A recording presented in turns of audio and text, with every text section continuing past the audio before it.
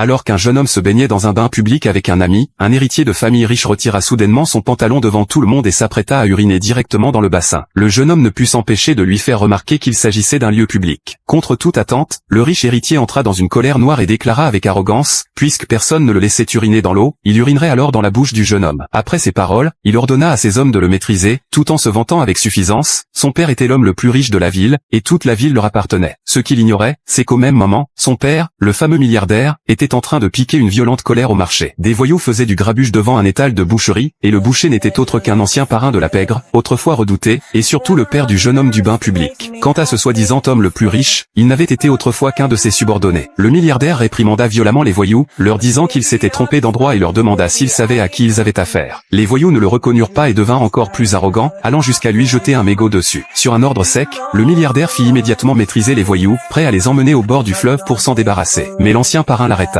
Depuis qu'il avait changé d'identité pour vendre de la viande au marché, il ne voulait plus voir couler le sang. Il demanda au milliardaire de les relâcher. Une fois la foule dispersée, le parrain reçut un appel, son fils était en train de se faire maltraiter. À ce moment-là, son fils était déjà sous le contrôle du fils du milliardaire. C'est alors qu'une femme s'approcha. Le jeune homme la reconnut aussitôt, c'était sa fiancée. Pourtant, elle se tenait aux côtés du riche héritier. Il ne comprenait absolument pas pourquoi elle fréquentait quelqu'un comme lui. Après avoir entendu ses reproches, la femme lui donna une gifle et lui dit froidement que le père de ce jeune homme riche était le plus fortuné de la ville, tandis que le sien n'était qu'un simple boucher. Les gens autour éclatèrent de rire. Le jeune homme tremblait de rage. Pendant toutes ces années, l'argent que son père gagnait durement en vendant de la viande avait presque entièrement été donné à cette femme. Il n'aurait jamais imaginé une telle cruauté. Le fils du milliardaire s'avança et lui asséna plusieurs gifles violentes, puis ordonna qu'on apporte un grand sac rempli de serpents venimeux, qu'il fit déverser dans le bassin. Il voulait le voir mourir de ses propres yeux, mordu par les serpents. Les serpents nagèrent vers lui. Son ami, sans hésiter, se jeta dans l'eau et lui délia les cordes. À cet instant précis, le jeune homme comprit enfin qui se souciait réellement de lui. Furieux, le riche héritier ordonna qu'on les traîne tous les dehors de l'eau et qu'on les enferme dans un sauna. Il ricana, puisque leur amitié était si forte, ils mouraient ensemble. Face au regard moqueur des spectateurs, le jeune homme déclara qu'il pouvait mourir, mais supplia qu'on épargne la femme. Le riche héritier s'en moquait, pour lui, tuer une personne de plus ne changeait rien. Après tout, le véritable maître de son père n'était autre que le légendaire parrain de la pègre, et il n'existait rien qu'il ne puisse régler. La température du sauna ne cessait de monter et dépassa rapidement les 80 degrés. Le jeune homme serrait la femme presque inconsciente dans ses bras, rongée par le remords. À voix basse, il lui dit que s'il y avait une prochaine vie, il l'épouserait. La température continua de grimper, frôlant les 90 degrés, et ils étaient à bout de force. Lorsque la chaleur approcha les 100 degrés, le parrain arriva enfin. Voyant son fils évanoui dans le sauna, il ouvrit immédiatement la porte et les fit sortir. Quand le fils du milliardaire apprit que ce boucher était le père du jeune homme, il afficha au contraire un sourire excité, affirmant que le vrai divertissement ne faisait que commencer. Le parrain, en voyant la fiancée de son fils aux côtés de ce jeune homme,